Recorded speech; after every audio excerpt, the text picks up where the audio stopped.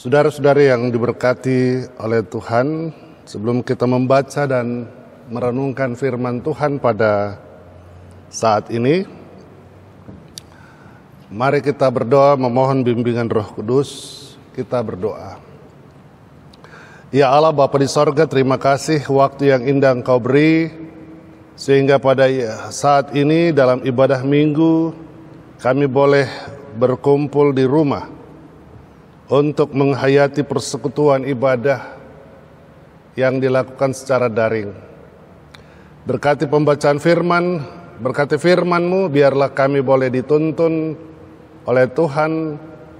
Setelah kami mendengar, kami mau melakukannya sesuai dan seturut kehendak-Mu. Bersabdalah ya Bapa di sorga, kami telah bersedia untuk mendengar di dalam nama Tuhan Yesus firman yang hidup itu. Kami berdoa dan mengucap syukur kepada Allah Bapa di dalam kerajaan sorga. Amin. Bapak Ibu Saudara, saya undang kita semua berdiri untuk mendengarkan firman Tuhan. Haleluya.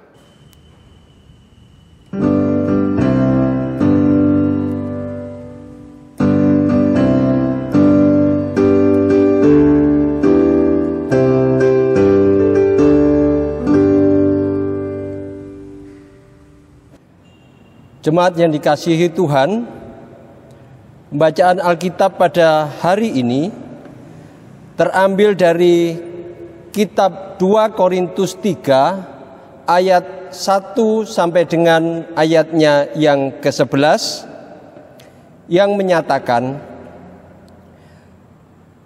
pelayan-pelayan perjanjian yang baru. Adakah kami mulai lagi memujikan diri kami, atau perlukah kami seperti orang-orang lain menunjukkan surat pujian kepada kamu atau dari kamu?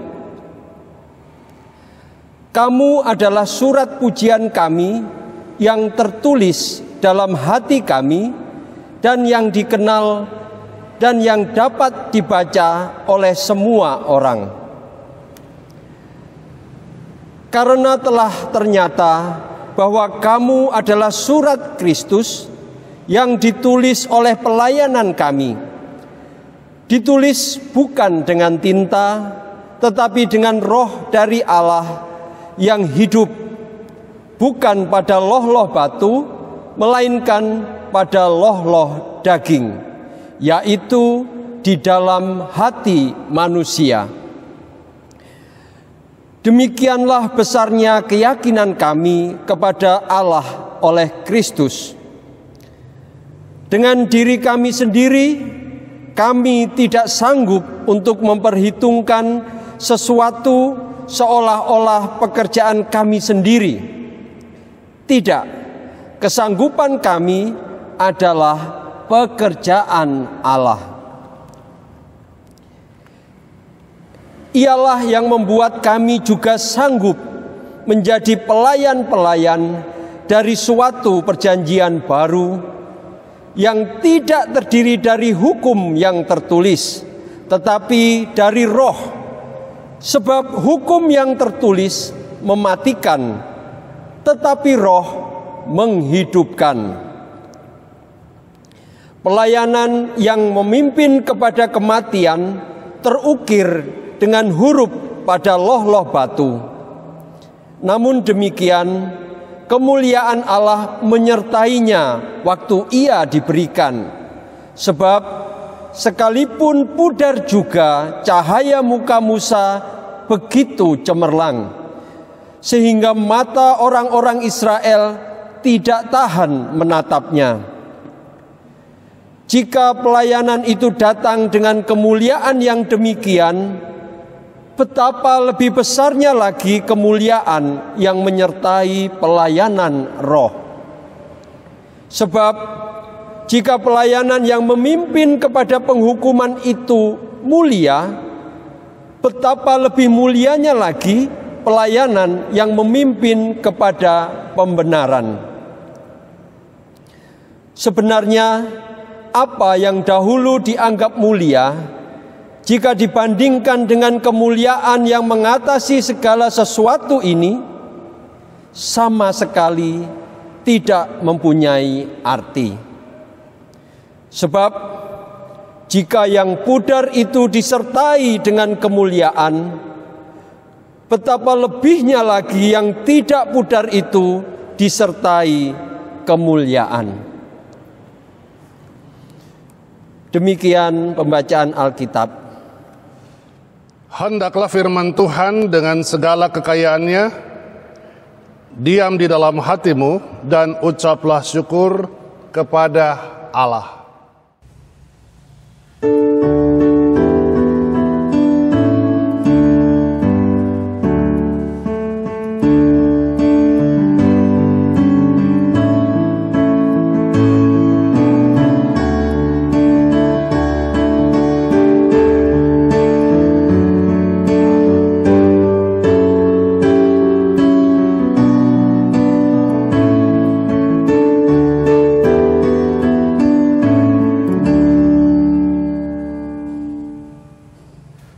Saudara-saudara yang diberkati Tuhan, dari uraian firman Tuhan yang telah kita baca bersama, maka diberi tema, kamulah surat Kristus yang terbuka. Bapak Ibu saudara-saudara yang diberkati oleh Tuhan kita Yesus Kristus,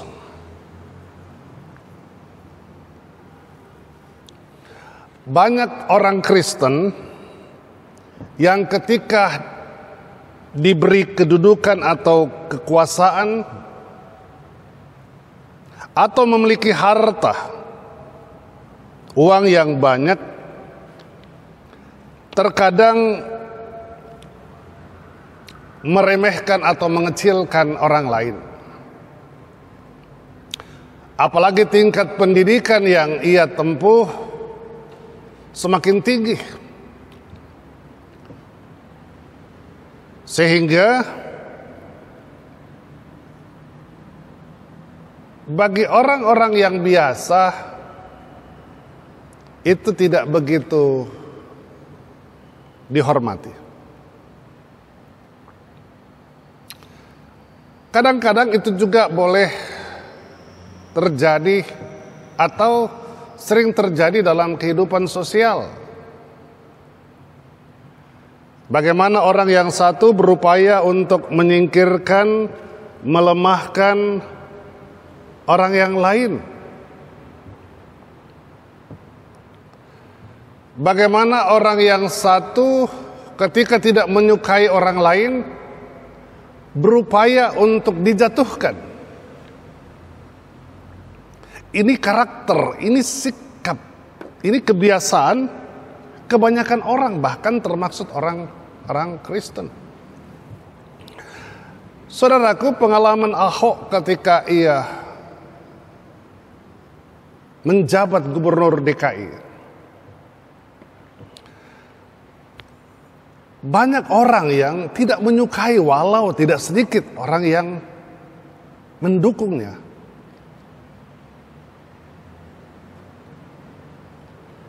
Tetapi orang-orang yang tidak menyukainya berupaya untuk menyingkirkan. Sehingga berbagai cara yang dilakukan, bahkan cara yang paling kasar, hanya untuk supaya sang gubernur tersingkir. Berbagai aksi demo, ya, sampai demo yang besar dilakukan. Ya, hal ini karena ketidaksukaan. Berbagai fitnaan, cercaan dibuat sebagai bagian dari agenda-agenda dengan sebuah tujuan agar yang bersangkutan itu tidak lagi memegang tampuk pemerintahan. Bahkan sampai digiring ke meja hijau. Saudaraku, itu hal yang menarik karena terkadang hadir dalam kehidupan banyak orang, termaksud kita. Di gereja pun juga terkadang demikian. Ketika kita tidak menyukai orang lain, maka terkadang kita berupaya untuk menyingkirkan. Bapak Ibu Saudara, itu juga yang dialami oleh Rasul Paulus terhadap orang-orang di Korintus. Kita tahu bersama bahwa Rasul Paulus adalah seorang rasul yang sangat besar perannya dalam pekabaran Injil Kristus. Ia dari tempat yang satu ke tempat yang lain, dari daerah yang satu ke daerah yang lain, atau dari kota yang satu ke kota yang lain, hanya untuk mengajarkan, memberitakan kabar keselamatan yang telah ia peroleh dari Kristus Tuhan. Seperti yang dialami di kota Korintus, bagaimana Paulus berupaya, berjuang agar orang-orang di Korintus dapat menerima Kristus sebagai Tuhan dan Juru Selamat. Saudaraku, tantangan besar tentu. Namun dia mampu menghadapinya, dia mampu mengatasinya.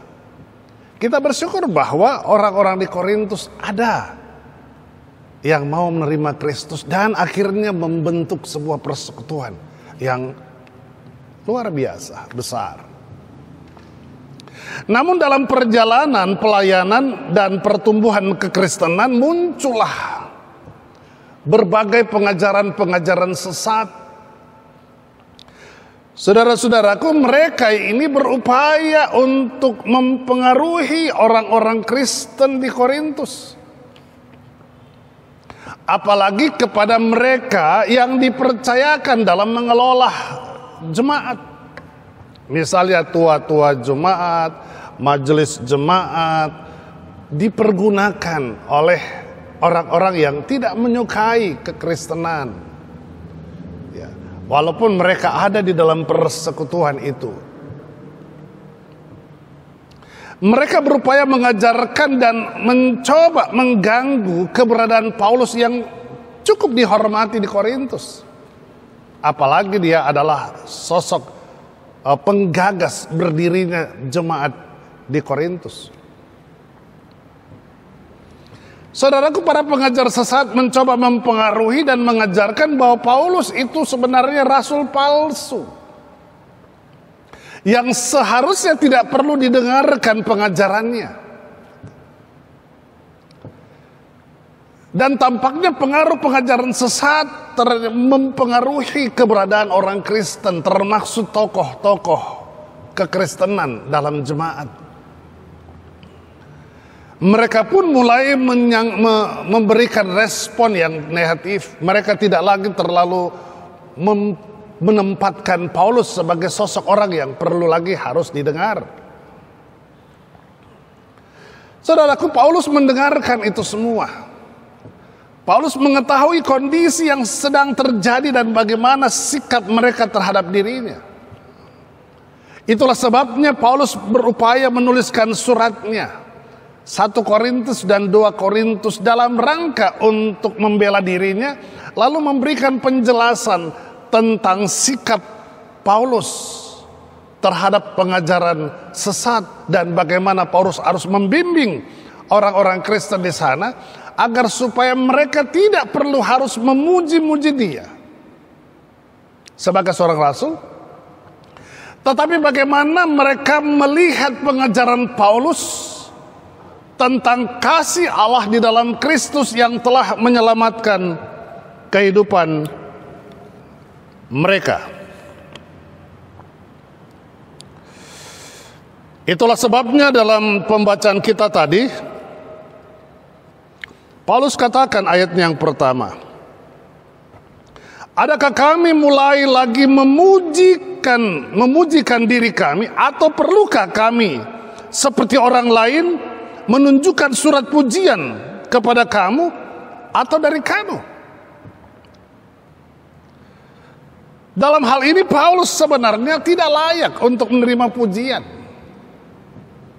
Sebab yang layak untuk mendapatkan pujian menurut Paulus adalah Allah di dalam Kristus. Sebab ada firman Tuhan mengatakan bahwa Allah bertahta di atas pujian.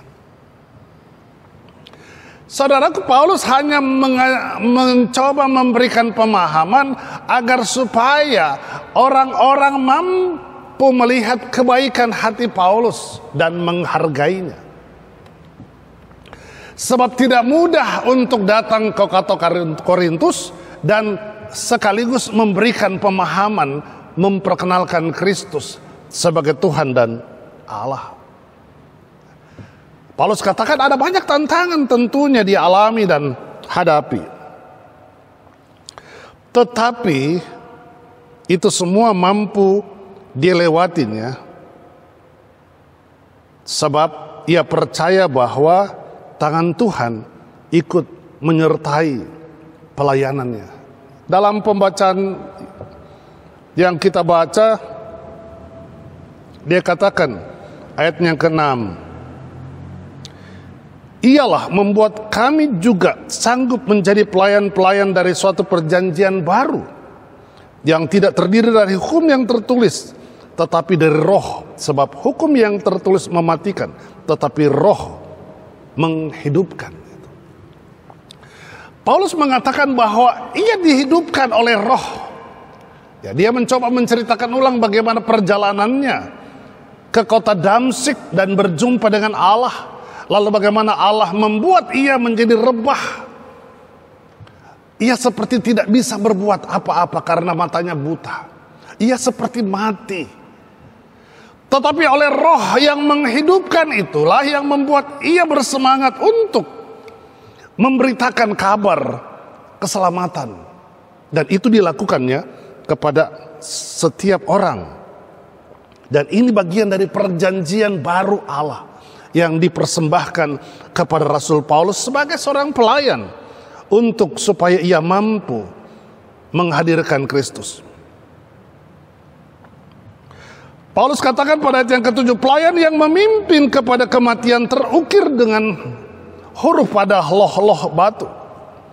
Namun demikian kemuliaan Allah menyertainya waktu ia diberikan, sebab sekalipun pudar juga cahaya muka Musa begitu cemerlang sehingga mata orang-orang Israel tidak tahan melihat, tidak tahan menatapnya jika pelayan itu datang dengan kemuliaan yang demikian.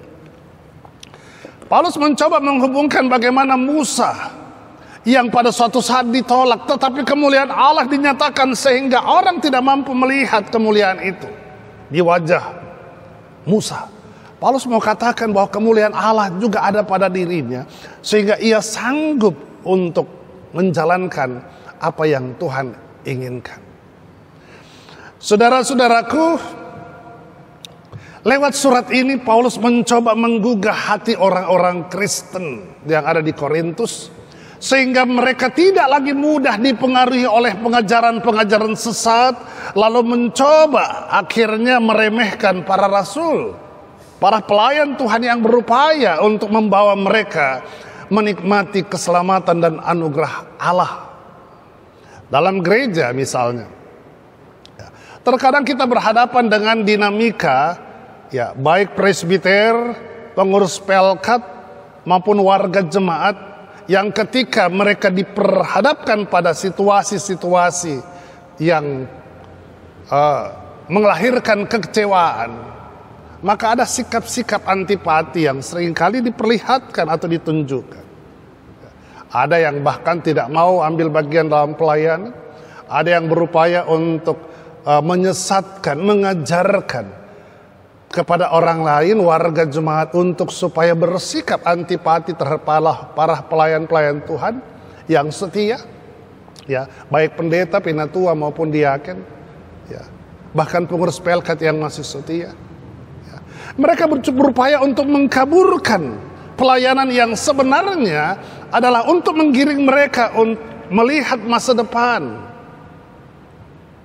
Bagi Paulus maupun kami sebagai pelayan, ya hal itu bukan menjadi sebuah tantangan, tetapi itu mendorong kami untuk terus mengajarkan dan memberitahukan kepada saudara bahwa tanggung jawab kami adalah bagaimana saudara bisa melihat kemuliaan Allah, bagaimana saudara bisa diajarkan tentang makna keselamatan yang Tuhan telah beri, dan itu terus menerus diberitakan oleh kami sebagai pelayan Tuhan, atau oleh presbiter, atau oleh setiap orang percaya yang melihat kemuliaan Allah melalui pelayanan para hambanya.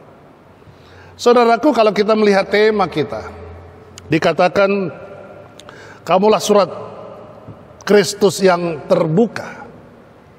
Itu berarti bahwa lewat surat Rasul Paulus ingin mengajarkan kepada saudara dan saya bahwa ketika kita telah menerima kasih karunia Tuhan Yesus dalam setiap pemberitaan Injil, kita disadarkan bahwa kita adalah surat-surat terbuka.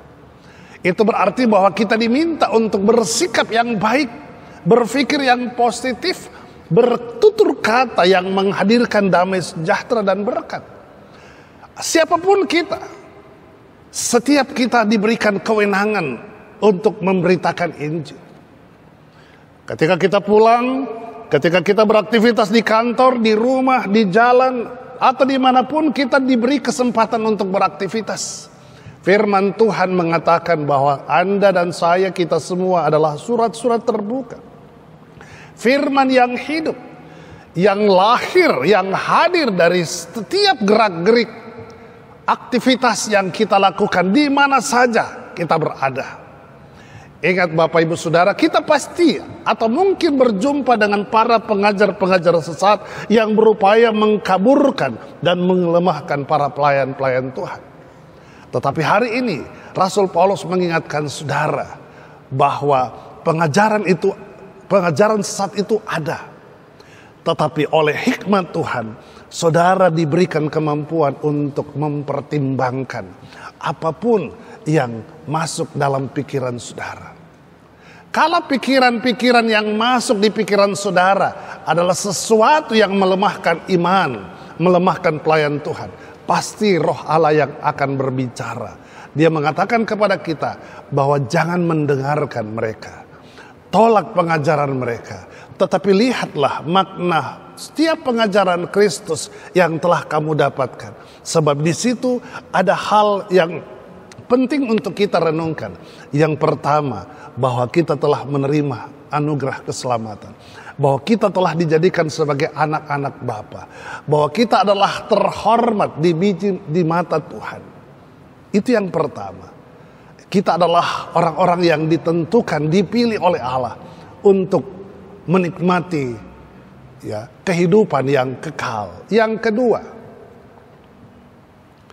jika demikian, maka ketika kita hadir, ketika kita diutus di tengah-tengah dunia, tanggung jawab kita satu adalah untuk menceritakan apa yang sudah kita dengar, apa yang sudah diajarkan, kebaikan itu kepada kita. Itu pun juga yang akan kita sampaikan kepada orang lain, agar supaya mereka pun juga dapat menerima Kristus sebagai Tuhan dan Juru Selamat.